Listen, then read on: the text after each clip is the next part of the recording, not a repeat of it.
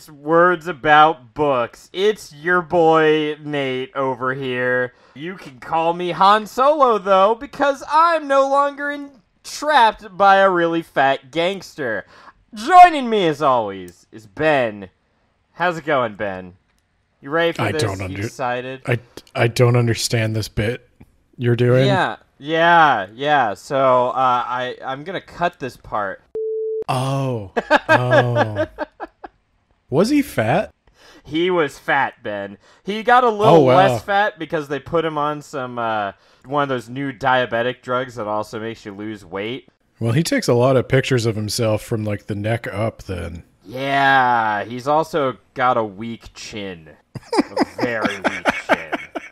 There's a lot of flab hiding his very weak chin. Okay. Anyway, how's it going, Ben? It's going well. I don't have your problems. Yeah, there's a story you'd have to... I have some stories, but I can't share them here. Okay. Well, this week, Ben, we're going to talk about how the Imperial Japanese Navy's attack on Midway was like a 9-part attack plan that relied on like everything going according to plan, and also everyone had to maintain strict radio silence across like Nate, 3 island chains. Ben, can you believe that stupid shit? Nate, what do you is know, that? I went out to lunch with my mom this weekend, and she brought up the Battle of Midway. Totally out of the blue, like she had been watching that documentary that came out. I guess there's a documentary that's just come out about World War II, like in the Pacific. Oh, there's another one? Yeah, it's on Netflix, I think. People are really loving it. But she was like, "Did you see this documentary about the Battle of Midway?" And it's like, I was just thinking, like, I've spent so much time. She hadn't heard the Road to Battle Royale yet. So I was like, you have just no idea how much time I've spent talking about the Imperial Japanese Navy. And if you want to continue this conversation, I'll give you Nate's phone number, and you can you two can go off on it. It's not that I don't care about World War II history. It's just like if I let you start going, it's just going to be a history podcast. At Midway, Japan, at the height of her military power, lost not only a major naval engagement, but in a single day doomed the Japanese Empire to ruin and defeat. I don't see anything wrong with that, Ben.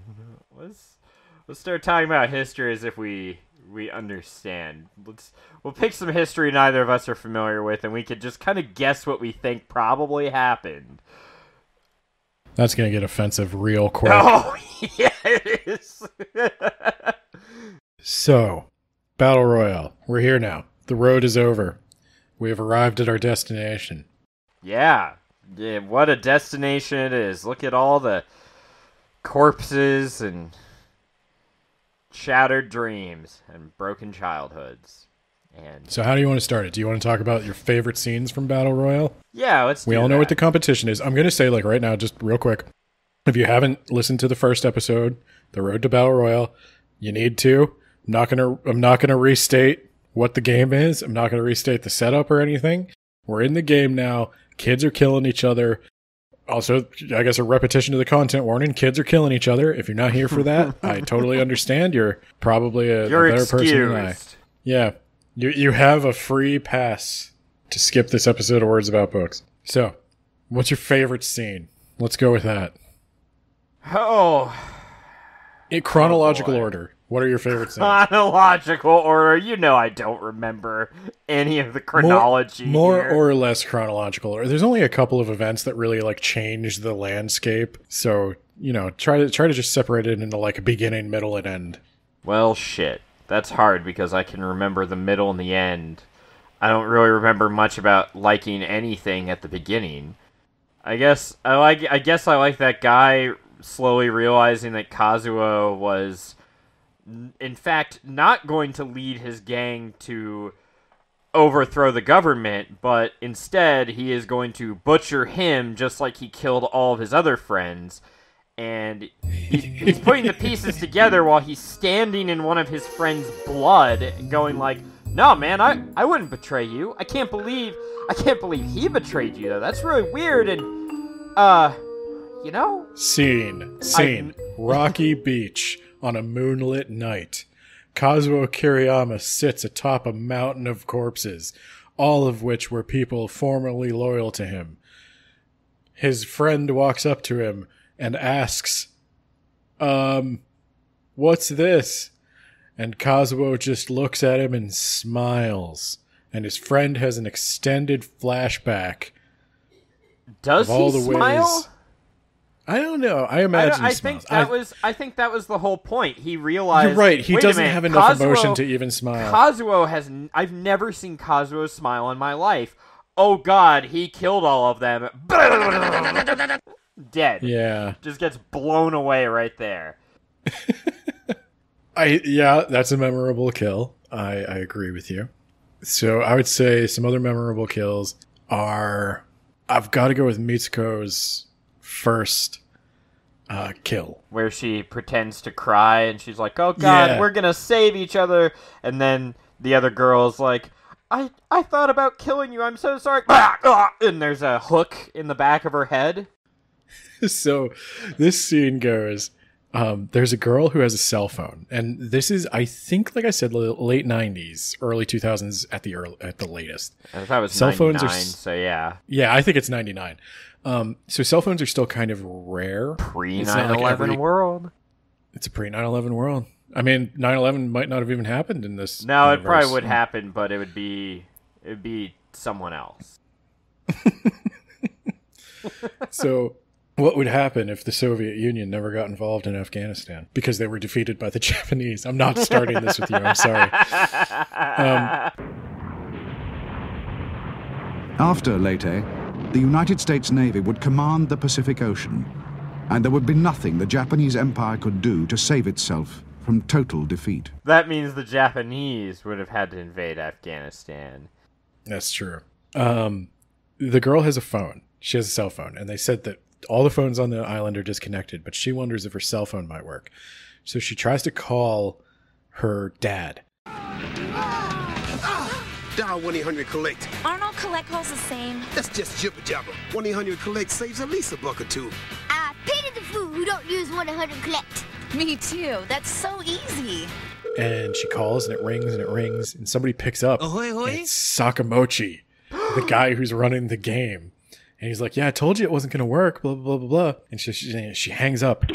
And then Mitsuko enters the house, and Sakamochi is sitting there at his little control panel, and he could see where each kid is, and he knows Mitsuko is entering the house. And so he calls her back on her phone, and it rings, and then Mitsuko knows where she is. Yeah, he's like, hey, just want to let you know you need to remember to turn off your phone. I can't remember. What weapon did the girl have? I think she had a close range weapon of some sort. In like the a movie, I know something. she has a taser, but I thought it was different. Mitsuko has a sickle, and the girl has some sort of short range weapon. Yeah, so I think the girl had a better weapon than Mitsuko, and she's thinking about killing Mitsuko because Mitsuko is the bad girl. She's the bad boy written on her tights. So there's another little detail I noticed that I didn't get the first time I read it because I hadn't known about this the first time I read it. In the late 90s in Japan, probably 80s, 90s, there was a phenomenon, and still exists to a certain extent, called compensated dating. I think it's Enjo Kosei. I'm not sure. But compensated dating is basically where high school girls, prostitute themselves to businessmen, but instead of just cash, they'll sometimes get just gifts. Yeah, this is real. This is a real thing that happened in Japan. It's not like past tense, hopefully. I would say it's probably still going on, but I think it got cracked down on pretty hard. FBI, open up! Yeah. Thank God. You can look it up. It's called Enjo Kosei. I don't want to look it up, Ben. It was a phenomenon, and they would usually get like luxury fashion products or something. It was distinct from prostitution in that way, in that they didn't always just get cash. It was more of like a sugar daddy kind of thing. So Mitsuko and her gang are kind of involved in that sort of lifestyle. And so people in the class don't like them. You know, they don't want to associate with it. And Mitsuko is like, she just breaks down in tears, and the girl who was going to kill her, which was the right thing to do, is just like, oh, what am I thinking? She's underneath all that like facade and all that like bravado. She's just a girl just like me. And then Mitsuko just sticks the fucking comma up under her chin and kills her. That's a good one. I like that one. You got to establish the different characters, you know? You got to establish, okay, so like Kazuo Kiriyama. Who's your Hulk Hogan? Who's your Ultimate Warrior? Who's the Macho Man? And again, who's Bushwhacker Luke or whatever? Like, who's the Honky Tonk Man over here? But instead, it's like anime, because Kazuo is psychopath. He's an over-the-top psychopath. And Mitsuko is the disarming femme fatale. But then you've got Shuya, the bumbling good guy, main character. He's got big MC energy. Shuya's first kill is, I think, another memorable one with the axe. Ha! That's where you're wrong, Ben. I don't remember that one. You don't remember that? I remember the references to the event later in the book. I do not remember at all the actual axe killing. Shuya gets attacked by a guy with an axe. Shuya's got a knife. And they tussle, and they eventually roll down a hill. They tussle. While they're rolling down a hill, the guy's arm gets all twisted up, and Shuya manages to basically stab him with his own axe. Total accident on Shuya's part. He did not even realize he had killed the guy until it was too late. But then that's when Shogo comes in.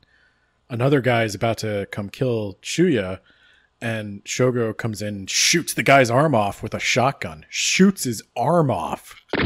Looks like he's been disarmed. Yeah, you don't remember this? like a you don't man. remember the guy getting his arm shot off with a shotgun? No. The dude had a gun, and he was going to shoot Shuya. Shogo shoots his arm off, and then the dude grabs the gun out of his severed arm and tries to shoot him again, and Shogo just blasts him away. But yeah, that's good. What's another one? I'm trying to think from early in the book. I can't think of another one that's really early. I think the other ones are what I'd call mid. Do you have anything from like the middle of the book you like? I liked Kazuo's. He had one guy who didn't show up, who was like, "Yeah, I think it's going to be a bad idea to try and follow Kazuo. I think he might just, murder us all." And he was right. So his plan is, I'm just going to follow Kazuo around. Kazuo is going to kill everyone, and then once Kazuo is like, "All right, game's over, I won," I'm going to jump out and get him. Surprise, motherfucker. Part of the Battle Royale formula is that if you manage to get a kill with minimal damage to yourself, you actually become more powerful over time because you might get better weapons, more ammo, more food and water. So I don't know what this guy was thinking, but maybe he's like, I'll get him. I'll get him by surprise. So he's following Kazuo. He follows him up a mountain, and Kazuo has to take a leak, and he goes inside what I assume, was it like a porta potty? It had to have been an actual latrine, right? Whatever. And the guy is just like, he's just peeing and peeing and peeing and just constantly like, hey, when's he gonna run out of pee? He's been peeing for like 5 minutes. What the hell? He goes up there. This would be what you remember. This would be your... He goes up there, he's like, what in the fuck is taking so long? Dude, this area is about to be a forbidden zone. And he opens the door, and it's just Kazuo has punched a hole into a drinking jug, a water bottle, and he's like, oh shit. And then Kazuo fucking shoots him, but doesn't kill him, just disables his ability to get out of the area, and then it becomes a forbidden zone and the guy's head explodes. Kaboom! Yeah. That was a good one. You tell me you don't remember the peeing forever, Ben? Come on. I do. I just don't. I don't think it's stuck in my mind for quite the same reasons it's stuck in yours. You don't remember the peeing forever? He killed a man with a pee joke.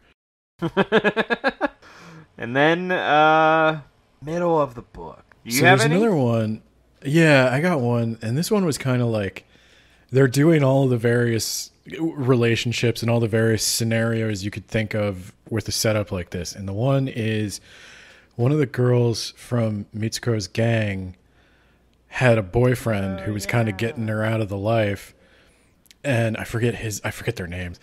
But she runs into... You would remember what they wore on their butts if they had colorful tights, though.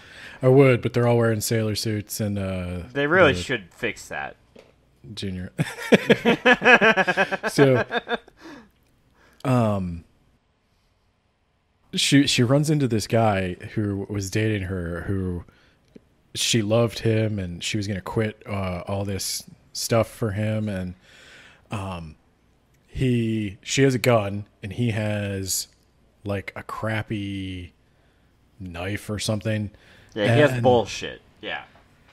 She's holding the gun when she's talking to him, and he's like, "Oh, I'm so happy to see you. You know, oh my God, I can't believe we found each other. Can I see your gun? Just like, you know, I mean, that looks like a nice gun. I was just wondering." Yes, yeah, and so 100%. She gives him the gun, and of course he points it at her, and she's totally betrayed, and it takes her a long time to even accept the situation, and he calls her all kinds of names. And yeah, he's a real nasty piece of shit. Yeah, how, like, what a terrible person she was. Now he's just using her for sex and all this stuff. And then she's like, fine, you know. She accepts death, yeah. My body is ready. Yeah, the only reason I was able to even enjoy a little part of my life was because of the beautiful lie you told me. So she just puts her forehead against the gun and says, you know, do what you got to do. And he hesitates then, and he is acting like maybe he's gonna back off, and he feels guilty about what he's said, and then Mitsuko comes up and shoots him. And then when I don't know why I'm laughing. I don't think she shoots him. I think she embeds an object in his head, and she's trying to retrieve it. And the girl's like, "What are you doing?" And she's like, "I'm trying to get my weapon like out of his skull." Yeah, she shoots him with like a bolt or something. It's not a bullet. And then the girl's like, you killed him, blah, blah, blah, blah, blah.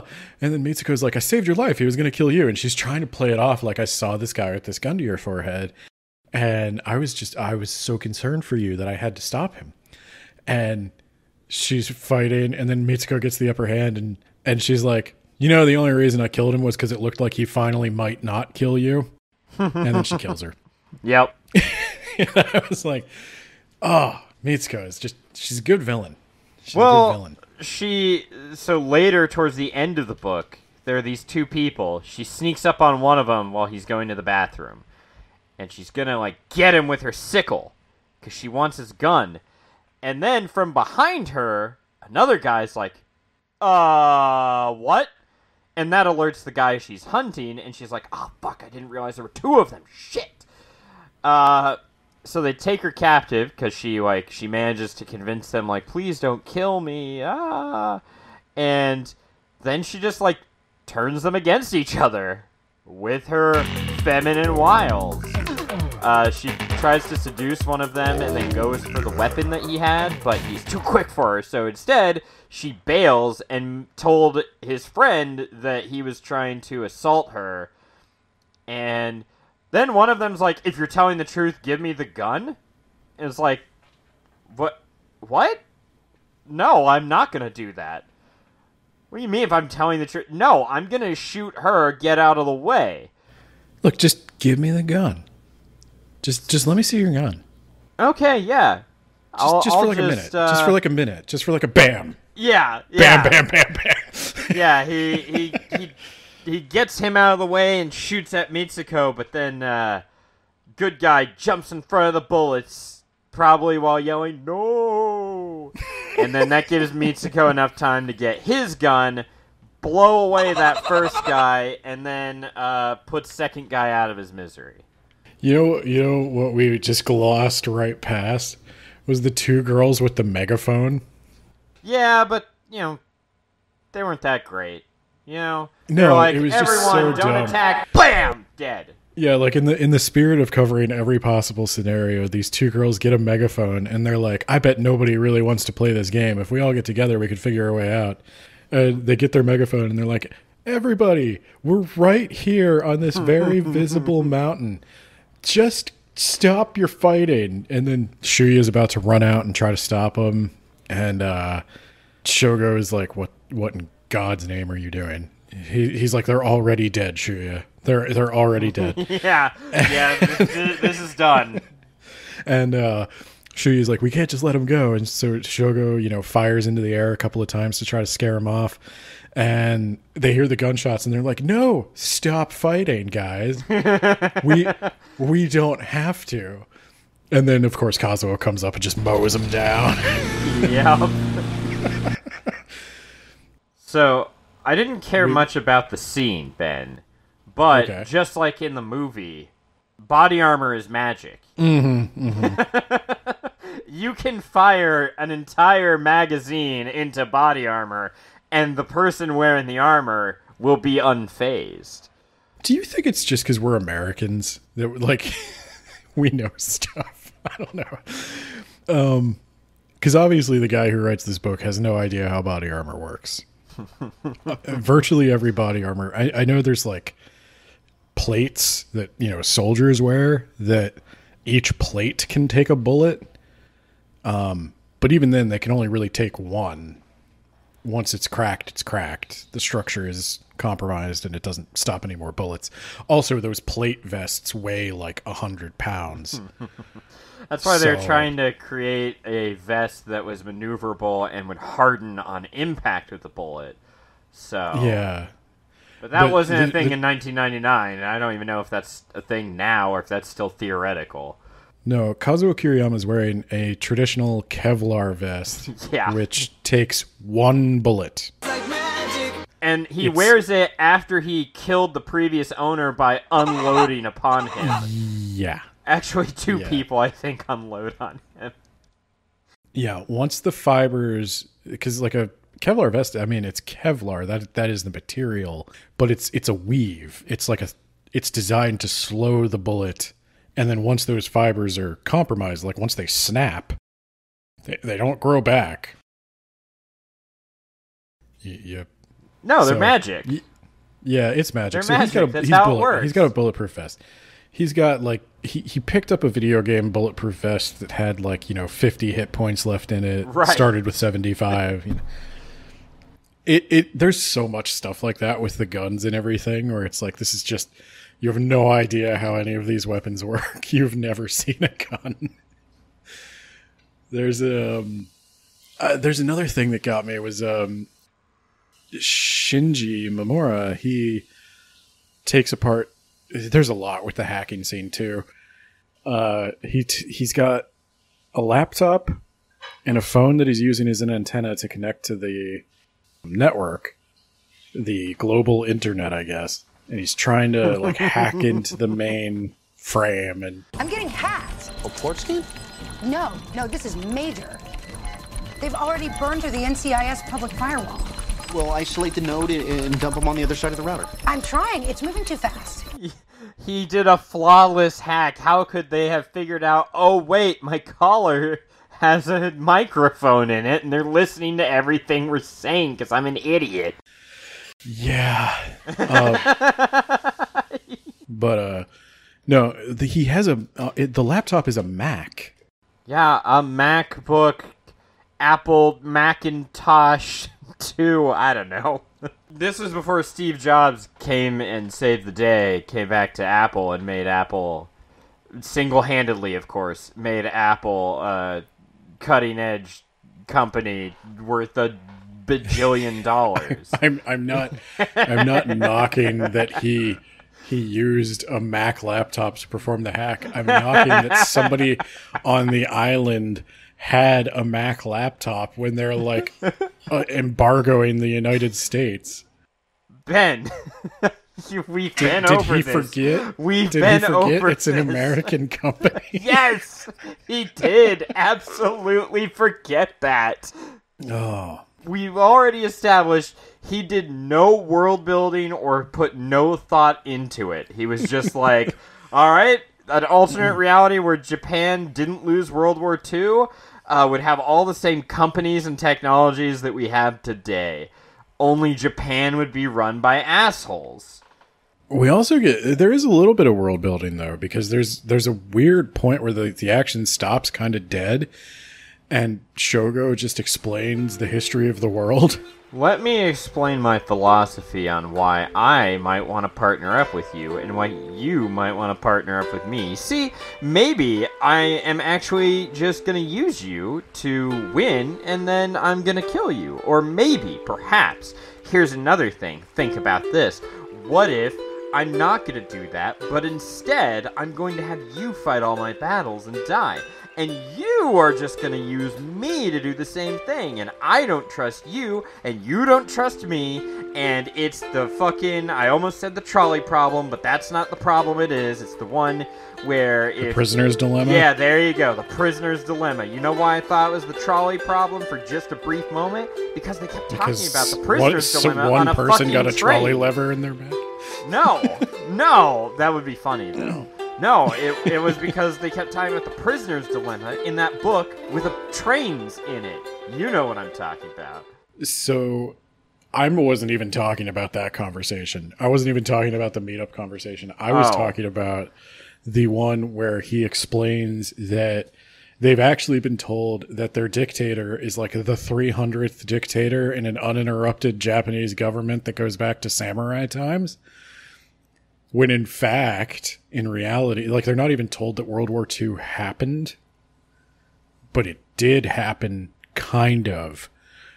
And they're only on their 12th dictator, and Shogo wonders if there even is a dictator, or if, like in another book, famous book that maybe the author has read, that there is no big brother.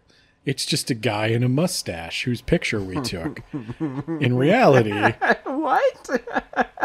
The party... You know, in 1984, there is no real big brother. There is it's just a guy with a mustache whose picture we took. It's Fred. He eats sandwiches down at the deli. We just wheel him out whenever we need... the big brother to make an appearance. So Shogo questions if there even is a dictator, or if the whole thing is just a front for the party. And they do all this speculation about, like, there's a whole thing about Korea. How, like, do you know there used to be a South Korea? And I was kind of confused about this one. Huh? Yeah, what? You don't remember this? No. Oh no, he does. Why would there have been a South Korea in this alternate reality world? Yeah, so I'm getting to that because it's weird. Is it because he put no thought into what that world would look like, and he's just like, it's like our world except Japan has an empire? Well, here's the thing I didn't quite get. He's talking about it. He said there used to be a South Korea, and apparently that's still the good Korea in this world. Okay, or maybe but it's why not. are there two? I don't know. Why would it be split in twain? There was still like a communist thing. But why would it not be stopped then? If Japan was the victor in World War II, they were very anti-communist. In fact, that's why their government got to stick around afterwards, because they were supposed to be a bulwark against communism. I think he insinuates that the Japanese government blames the Americans for North Korea. What? Yeah. That doesn't make any sense. Why would it just not be one Korea? Well, there is now. Like, I guess the thing was there was like a Why war would or there something. ever be two Koreas in a world where Japan did not lose World War II? So Japan is right next door, we would not have been able to divide Korea in half. This all turns into a question of, like, why is there the game? Like, this is what it all comes back to. Shoko has this big, long political conversation about how there used to be two Koreas and all this stuff. And even now, I think, like, Korea is still not part of the greater East Asia, whatever. And, like, they're still fighting over it or something. And then they're like, so why do we have the game? And they're like, I forget what he even says because it didn't make sense.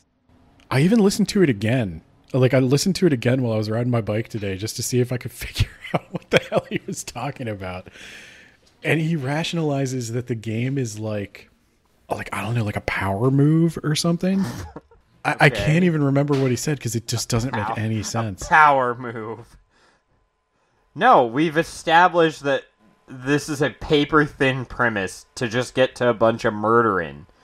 But that's the thing, though. Like, he stops the murdering dead for this whole chapter. Yes, but he needs to justify the murdering. Look, Ben, Predators did this slightly better.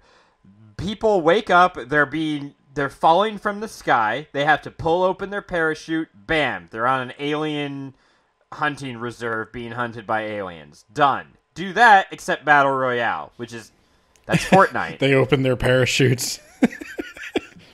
Yeah, you don't even have... You could make that... You could age them up so they're not high school students, and then, like, people will have less of an issue with your weird, like... Yeah, maybe they won't try to censor you quite as hard. You know what's even weirder?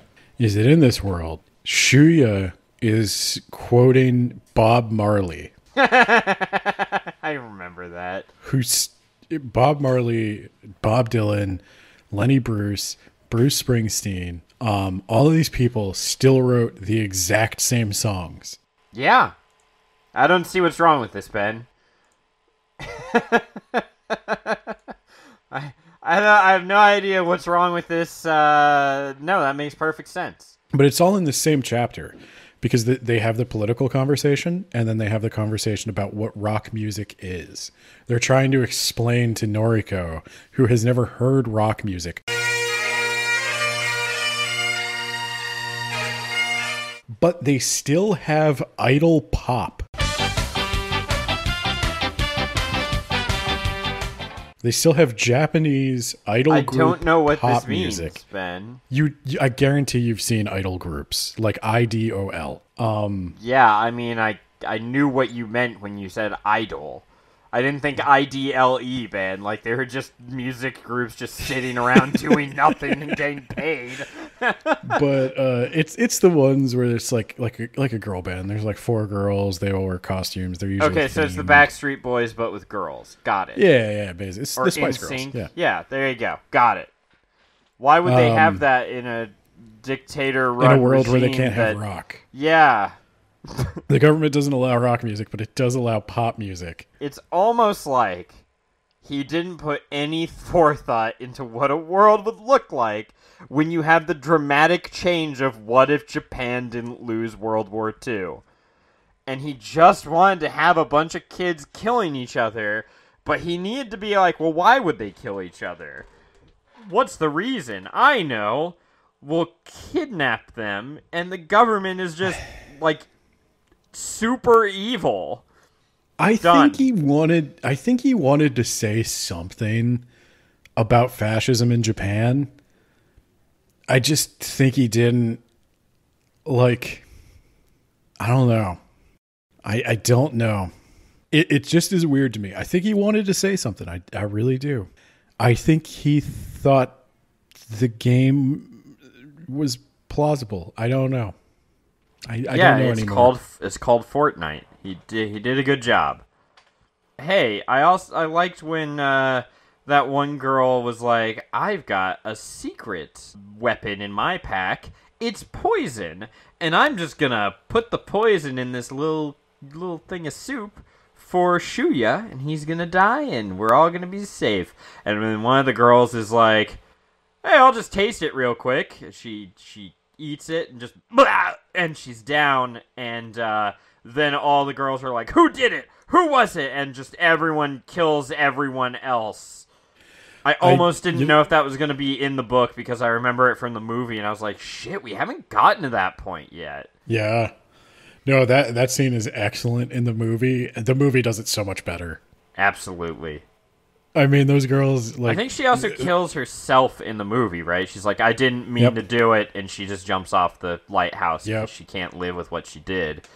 In this one, she, does it on accident. She's like, I gotta get away from... Whoa! Who put this door at the top of the lighthouse? Ah! No, because in the movie... Though I will say this is a funny thing about the movie. In the movie, the actor who plays Shuya, they just wrap him in a bunch of bandages. He has there's no makeup whatsoever. He has no bruising, no cuts, no nothing. They just wrap him in a bunch of bandages. And he has to pretend to be hurt. So, he runs up all these stairs to try to stop her, and then he, winces. And I just loved it. But no, each one of those girls in the movie is giving it their all. And I think the girl who played Mitsuko, I was thinking about this after we recorded. She played Go-Go or something in Kill Bill. It's a weird synchronicity. Okay. Yeah. That's for Jamie. Okay. Speculation, Nathaniel. How would you play the game? What's your strategy? So we're talking about modern day. Modern day. Because high school Nate's plan would be to die almost immediately, and then modern day Nathaniel, who complained to me today that they did not put enough cheese on his cheeseburger. Yeah, I swear to God, if amazing specimen enough of masculinity. cheese, they put no cheese, Ben. You make it sound like they did it right, but they skimped a little. No, they forgot a crucial ingredient in the cheeseburger. It's the second most important ingredient. Ben. I'm not a cheeseburger. I'm a McCheese, you know. Right.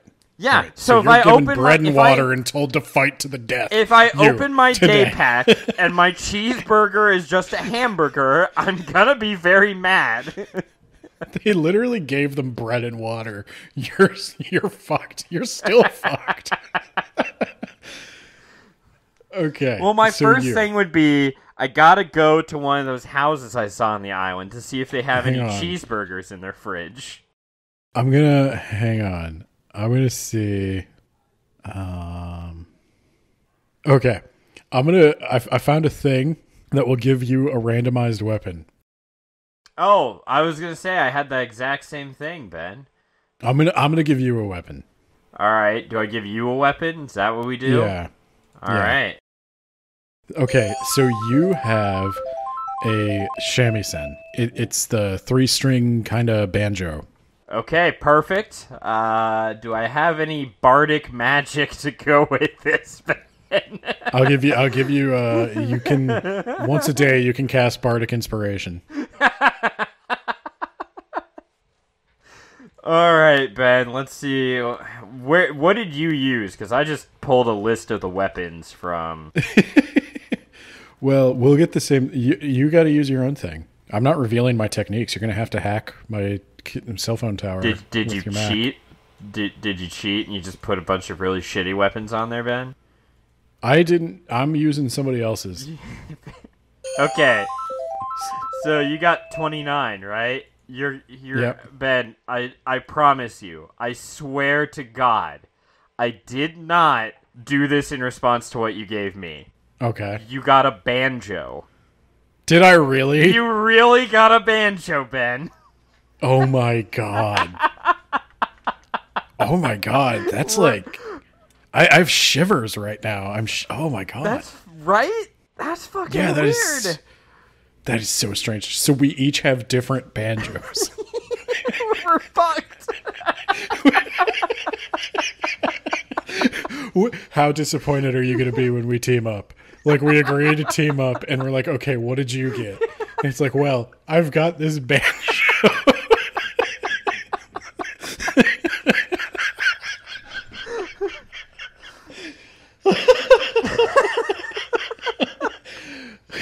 Be like, God damn it, maybe we go our separate ways. There's no advantage to us in teaming up at all. You know what, though? We do team up. Because here's what I'm thinking. So we'll assume, I don't know who the class is, but let's say you and I are like, I was going to say friends, but let's say co-hosts. Let's say we're still co-hosts in this class of high school students. and I would like, I give you a note, I give you a wink while we're still in the classroom, and you give me a little heart hands, and we know. So we managed to meet up. Let's say that. And we find out we both have banjos. You know what? Are we making the assumption maybe everyone else got a musical instrument and like maybe we have a chance? No, because we've already heard gunfire. Okay. We've already heard gunfire. We're like, all right, I don't think we're gonna do very well against those guns. So we're hiding in the woods, but you know what I say? I say what we lack in lethality, we make up for in branding. We are the Banjo Boys. And if we manage to kill even one person, people are going to remember that forever. How embarrassing, right? Like, the government is recording everything right now. If we manage to, like, just sneak up on either side of somebody and just beat them to death with banjos. Like, at this point, I want to kill somebody. I'm not even trying to escape. I want to beat at least one person to death with these banjos. Or at least hurt them. And then when we find Sakamochi, I stab him with a broken banjo. That's my dream. I'm carrying around. It's like Jack Sparrow with that one fucking bullet. I've got this one banjo string I'm going to garrote him with. I'm liking this a lot more. Yeah, let's do it. I'd have to. Like, at the very least, if we're going to try to escape or something, I have to try to kill Sakamochi with this banjo. Oh, Christ. Yeah, so what do you think about going to those houses and seeing looking if for we a can kitchen get, knife? Yeah, exactly. Yeah. What do you think about just picking up a rock? Yeah. This one's kind of sharp and heavy.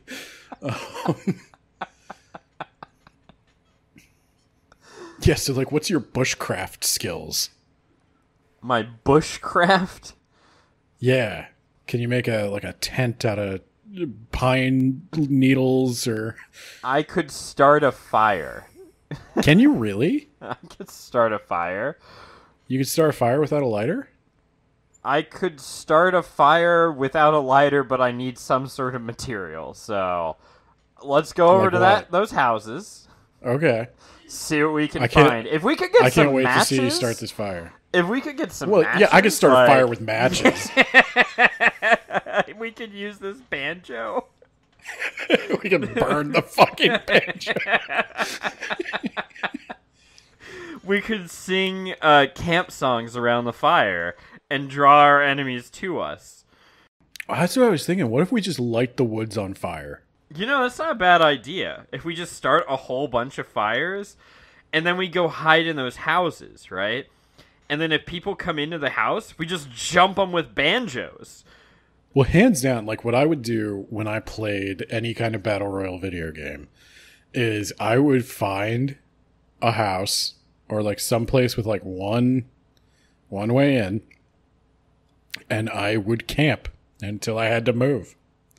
Yeah. I get just enough weapons to know that like I could shoot the guy who came through that door, or in this case, you know, the banjo's fine for clubbing somebody coming through a door. Yeah. They got to open the door and then you got to club them. So yeah, we find a house and we hold it, and maybe we find some cheeseburgers, and then we wait we're for them. Probably not gonna find cheeseburgers. You're gonna have to. I think you're gonna have to learn how to eat grubs. Grubs. I bet there's food in those houses. I know in the movie there's rice. He finds like a sack of rice. And since this is alternate reality, Japan, we could probably find some cheeseburgers from America. Yeah, there's probably a McDonald's on the island. Yeah. But you know what? No, not a slice of cheese in the house. God damn it. I don't know if I can eat this. Yeah, you're half starved from not being able to eat. I intended to take this somewhat seriously, but then we both got banjos, and now you just gotta live. You just gotta live the life God handed you. Yeah, that's. yeah. I was really hoping we'd both get like actual weapons. And the thing is, like, why was Banjo on both of our lists? That doesn't even fit in a fucking backpack. I don't know. They hand you your backpack and your banjo case. I took this list from the Wikipedia.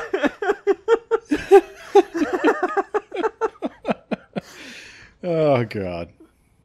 Yeah, So we could have got got it. something cool like a time bomb or a Smith & Wesson or even that collar radio. Instead, we got 2 banjos.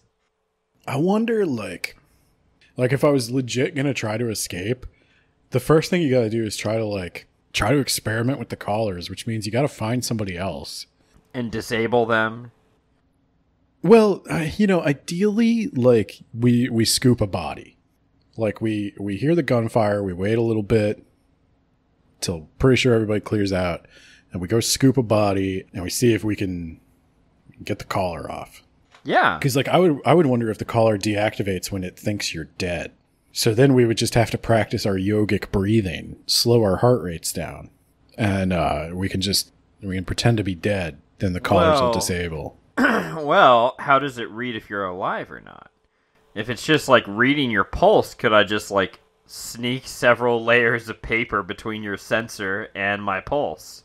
Yeah, we'd have to think about that.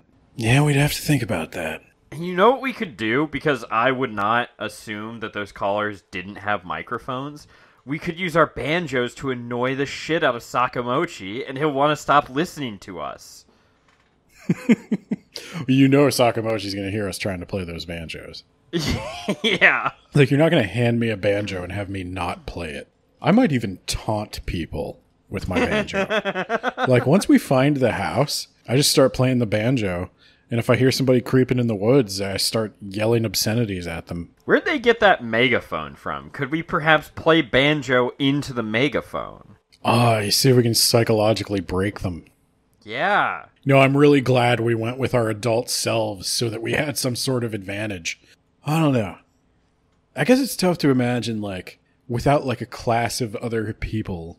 So I shared this book a lot in high school. I think there were, like, probably 6 of us who had read it by the time it was all said and done.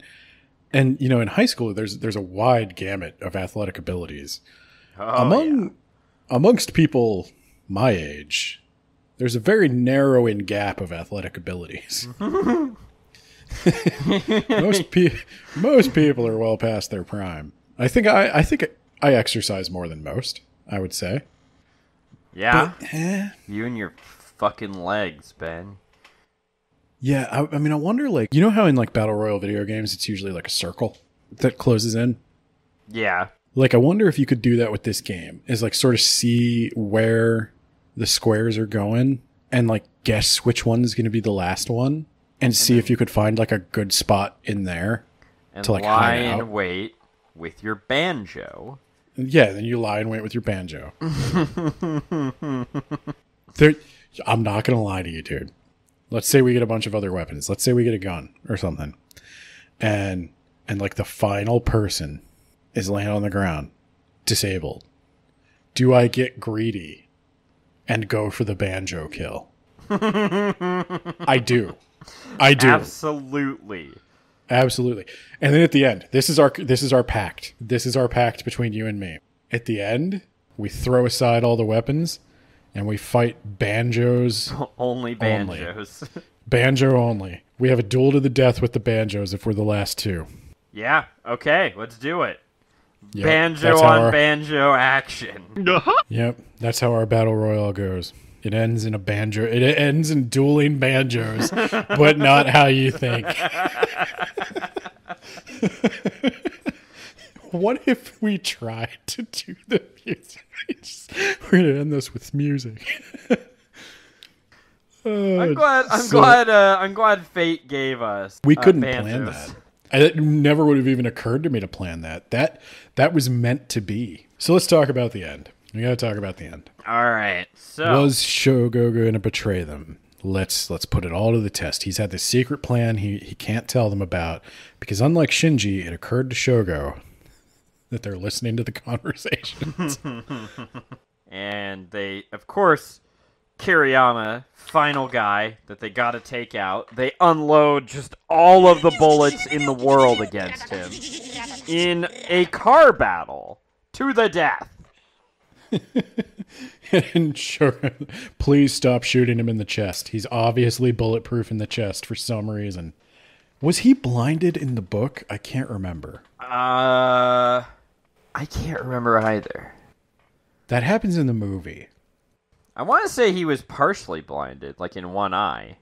Yeah, so they're able to finally, in a thrilling battle, take out Kazuo Kiriyama. And that's the battle where Shogo gets hurt, right? Yes. And Shogo's like, aha! This was all part of my plan all along. You idiots, prepare to die! Bam! Bam! Cut to, he's on a ship with Sakamochi. Shogo's the winner? And then Sakamochi's like, but wait! Let me reveal that I knew there was a hacker in our system.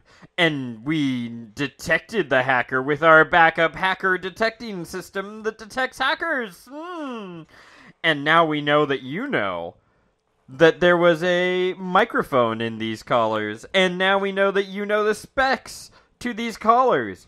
I don't know how you knew that you were going to be selected for the Battle Royale in the first place, but, you know, shut up. So, Shogo was the hacker. That's the big reveal. The hacker from the beginning of the book. That was mentioned once again in the middle of the book when Sakamochi gets a call, and even though this is a book, they choose to only let us hear one side of the phone conversation, in which Sakamochi is told that, yeah, one of the kids on the island might know how the collars work. Yeah. That was funny. Because Sakamochi, he has this like weird comedy conversation almost, where he's like, oh, yes, hello, sir. Yes, I'm doing great. The wife, yeah, she's good. Expecting our third child. I'm so busy, busy. Yeah. So, what happens next? And then they're like, he's like, well, I know you hacked into the system. I know that the others are in fact still alive. You fired into the air, I'm guessing, and then you disabled their collars. Because you see, you shot them at point blank. They would have died instantly. You know, unless you shot them in, like, the foot or something. You're a fucking crazy person. But, yeah. So I know that you have hidden them on the island. So we're going to just poison gas the entire island. Even though, well, of course he'd know that because they would have to body check. Like Sakamochi's whole reason is flawed. Like, obviously you're going to go collect the bodies, right? Eventually, but that comes the next day, remember? Right now. That's right. Yeah, they're not going to check the bodies till tomorrow morning, and he knows that they're just hiding on the island. So I'm going to poison gas the entire island, even though, again, like, the U.S. had the option to use poison gas on the Japanese during World War II, and they specifically decided against that. So anyway... I'm groaning at going on and on about World War II. And then... turns out that they were alive, and they were on the ship, and they've murdered their way through the ship. Sakamochi is going to kill Shogo, but he turns away for just a split second, which gives Shogo enough time to come over and hit him with a banjo. Come on! Bam! You need to find a sound effect of a banjo being smashed. Because that's canon. Shogo banjos Sakamochi to death. That death. is canon now. For all the people who don't read the books that we cover, and I know It's most of you. I'm just going to start putting random shit in there that's wrong. You're going to fail your book reports, which I assume you take, even though most of you are well into adulthood. So, yeah. They're not reading this for school. Well, it would be really weird if you had to read this. Don't do a book. Okay, if there is a child listening, don't do your book report on this. You're gonna be investigated by the FBI. Yeah. So, but Shogo is fatally wounded. Yes. So he dies he's bleeding out as they sail towards the American Empire. And I presume hope that they don't get shot to death by the Coast Guard or the Navy. I got to imagine it's kind of like the like when a guy from North Korea defects. Yeah, okay. You just run. You just run and you hope. And somebody will probably hesitate. You know, if you're like waving a white flag, if you're two children standing on the deck, just going, "Please don't shoot me," they'll hesitate. I mean, they're the army. They're not cops. You can cut that or not. Yeah. Yeah, that's the end of Battle Royale. They presumably escape. Now, in the movie, it's different. They do not escape to America in the movie. They escape to Japan. What? Where they live as fugitives. And then they're part of the resistance. Then, yeah, because you got to have Battle Royale 2. Do they have Battle Royale? Oh my god. Yes, they have Battle Royale 2. There is a movie, Battle Royale 2. I don't know if Koushun Takami was involved in it. Hopefully not. I don't know if it would have been better or worse had he been involved in it. Like I said, Battle Royale is just kind of lightning in the bottle, right place at the right time kind of exploitation book. Battle Royale 2, for anyone who's curious, is Shuya and Noriko are now leading a resistance of mostly young people who have like defected, and the class selected for this year's program, instead of being assigned to kill each other, they're assigned to kill all of the rebels. So they strap a bunch of collars on another class and send them at Shuya. Well, that's dumb. You would think that you would have a trained military for this if you won World War II. As Japan. But this is kind of funny, though. Is Shuya really going to shoot at them? You know, it's Battle Royale 2. Absolutely. Yeah, that's what kind of happens. So, this is Battle Royale. Nate, what did you learn? I learned absolutely nothing. Nothing! Absolutely nothing! Stupid! You're so stupid! But as a military exercise, what did you learn? What tactics can you take from this? This is a really bad military exercise. If you are stranding your soldiers on tiny islands and telling your soldiers to just kind of survive and hope for the best, you're a shitty military. And you deserve to lose World War II, which is exactly what happened. Checkmate. But what if it helps us take North Korea back from the Americans? Yeah. Yeah. So, like I said, there's a couple of things. I would have to reiterate, I don't think I learned anything from Battle Royale. I read this when I was in high school. I want to say, so I graduated high school. I'll just tell you my age. I graduated high school in 2006. I had been there for like the active shooter drills and stuff like that. I was in school when Columbine happened and all that stuff. I don't think I ever connected this to any kind of realistic like school violence or anything like that in my head. But there was something about the relationships between the kids, the teenage love, where certain couples were trying to find each other, and certain best friends were trying to find each other. The cliques and the friend groups all paired off, and some of them fell apart and some of them stayed strong. And I connected to all of that as a kid.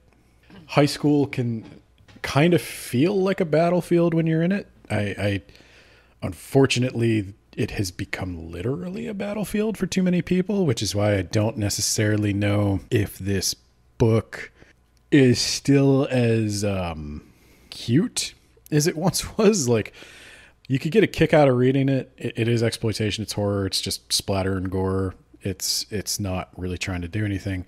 Landscape has kind of changed. I don't know. High school Ben would probably still read this book because he was an edgy little thing. But looking back on it as an adult, I don't necessarily understand the guy who wrote it. But he wrote it in a very different cultural context than I live in. So that is part of it. But yeah, there was just something about it to me that I don't know, the high drama of high school mixed with this horror plot. It clicked for me at that age. It was purely aesthetic. It was just something I knew like I shouldn't be reading, so that kind of made it cooler. Ooh. Look at you, Mr. Yeah. Fancy. And it's also this book that not a lot of people knew about. I think that's changed. I think I've met most people I know have seen the movie. Battle Royale, the Hunger Games made you relevant. Got 'em. Yeah, like I said, I'm sure the Hunger Games does, just by virtue of the fact that there's more than one book, and you actually do get to see Katniss Everdeen, as I understand, take on the government. That alone would make it worth it. This book just has no point at all. He was not interested in them taking on the government. He was only interested in the high schoolers killing each other. That's all he cared about. That's all it is. I guess we have to talk about the rubric. That might be the best way to guide the rest of this let me bust conversation. This out. Blog.wordsaboutbooks.ninja. If you don't know, you haven't been watching us long enough, go back and listen to every episode we've ever recorded for this podcast. Or I guess just go check out the rubric. But do both. We need your views. Alright. Okay. I haven't posted my review on the blog yet. Yeah, you haven't. Maybe you could post your review. Yeah, I'll get around to that. Okay. Content and ideas. Gonna go with a 3. I also have to go with a 3. So, clear ideas and plot points are present, but maybe underdeveloped or unoriginal. I wouldn't say it's unoriginal, but I would say underdeveloped, as mentioned by the fact that why are there still 2 Koreas? Why do you have all these American-made weapons? Why in an alternate reality do you just not care about any of the world building or any of those fine details? Oh, because this isn't about anything other than just killing people. Yeah, it's not about anything. That's the main thing. Like, I can't even say there are ideas. There are set pieces. This is, a popcorn novel. I know. Yeah, I'm giving it to gotcha you. Again. I'm giving it to you.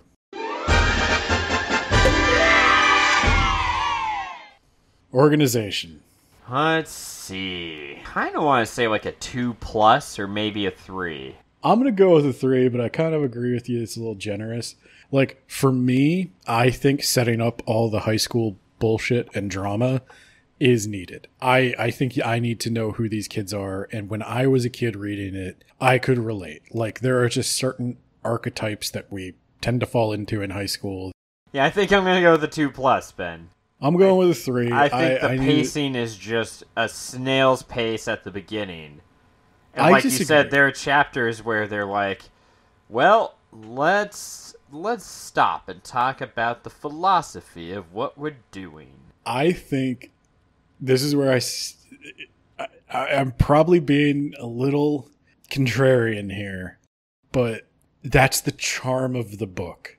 If it were more competent, I would give it a lower score. This is the paradox. Like, it needs to be all over the place like that. It needs to just wallow in the ridiculousness.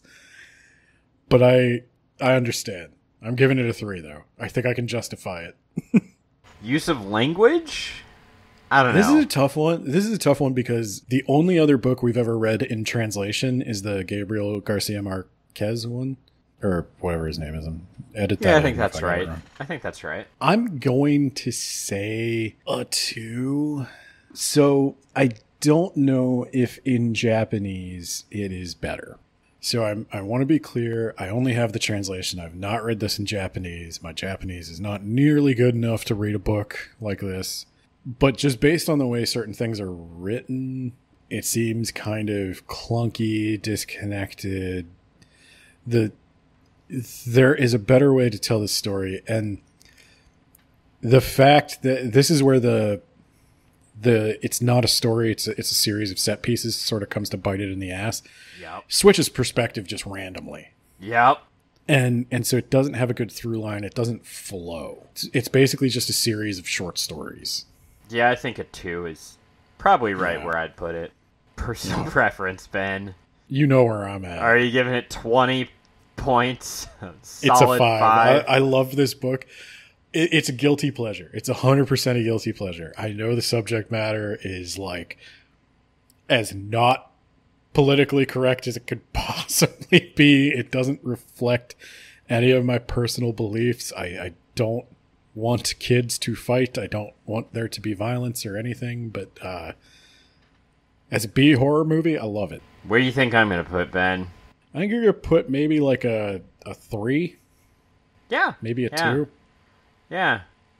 I'd say generally positive. More the final parts of the book when it's just like, all right, we're wrapping up. You don't have to hear another person thinking about how weird this game is. We've already established people think that way, and we're off to the races. Failed to impress, though. I will say yes, for sure. But that's all incorporated into the 3. All right, Ben. Recommendation strength. 2. Yep, me too. Yep, yeah. Absolutely. Yeah, recommended to a niche audience that wouldn't care about its flaws. I mean, its flaws or its premise. Like, it is, like I said, I would recommend this only to people who have my weird set of sensibilities. I wouldn't even really recommend it to you, but I made you read it because I wanted to read it. Yeah. No. This is when I was concerned about this after we read Christopher Moore, to be honest. I was afraid I was going to read this again and be like, what the fuck was wrong with me?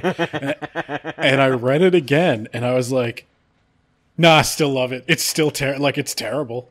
It's just terrible exploitation. It probably shouldn't exist, but God, I love it the same way I love I don't know, Italian. I told you I love it the same way I love Italian giallo movies. No thanks.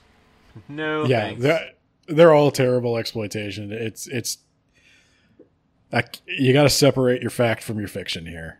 And I totally get why people would not like this book. It's not, objectively a good book. And I think there's a very specific subset of people who, I don't know, are damaged in the same ways I'm damaged. That would really like this book. And then there's going to be a lot more people who don't like this book, and they're probably right to not like it. Yeah, no, I gave it 42 points total. Yeah, for me, it's 22, 6, 28, 48, 54. Yep. So you gave it like a 3-star, and I gave it like a 2-star. Yeah. That's what you're telling me. Yeah. I can't let it go to a 2-star. I just like it too much. Battle Royale will always have a special place in my heart. Yeah, it's called Fortnite. There's something compelling about the premise. And, you can all tell yourselves that what you like about the Hunger Games is not the children killing each other. It's all that other stuff. But a part of you, at least for some of you, was enticed by that taboo premise. And you wanted to know what happened. And that's the Battle Royale. Battle Royale is just that you're not supposed to like this. This is never supposed to happen. This is never supposed to be allowed to happen. But what would happen if it did? We would get our banjos, and we would fuck shit up. Nate and I would get our banjos. Yep, we'd be the Banjo boys. What comes next? Is it Bridget Jones's Diary next? It is Bridget Jones's Diary, Ben. I deserve this. Yeah, you do. You motherfucker. Yeah. That's my punishment for liking Battle Royale. I have to read Bridget Jones' Diary. So yeah, if you were offended by my cover in this book, just know I'm suffering. Just know by the time you're listening to this. Oh my God. Okay. If you want to talk to us, if you want to address your letters of complaint, you can reach out to us at WABpod on Twitter, Words About Books Podcast on Instagram, blog.wordsaboutbooks.ninja is where we post the reviews, where Nate's going to be posting his review. He confirmed it. He can't back out. We also have a Patreon at patreon.com/WABpod. This is the part of the episode where I have to thank our Yacht Plan tier patrons. The patrons who are helping us purchase our banjos for the upcoming prize fight. And they are Isekai Sensei Sama of the... Here we go. That time I got reincarnated in the same world as an anime podcaster. Anime podcaster. Yeah. Podcast. Yeah, you got it. You know it. Yeah. Everybody loves it. Also available at animepodcasterreincarnation.com. We have Shy. Shy is on TikTok. It's Shy with a Y. It's spelled CHY. The reason I say that is because the account name is Shy with a Y. But it is spelled CHY, not like SHY. So that's why I say it like that. I listened to your last attempt, and I wanted to clarify that for you. Then we have Jamie, Gravy Man. If you want the gravy, blog. And if you want the gravy, you have to have the biscuits. That's just a rule. Everybody knows that. Maybe he's already reviewed Battle Royale. You should look for that. And if it's not there, you should demand it. Yeah. And we have John Bierce. John Old Bierce. He is a writer of many books. The Mage Errant series, The Rack, and a new project coming soon. He also has a Patreon where you can read his short stories. Stories? You can read his short stories. I'm sure Nate will edit that in a way that flatters me. Stories? Yeah, definitely. You can even vote on him. You should do that. Go be his patron. Yes. At the very least, you should read his books. Agreed. And with that, this podcast has now become a no-go zone. We're going to have to evacuate. Play me out with some running banjo music. I was going to say, you better say banjo, because that's what you're getting, buddy.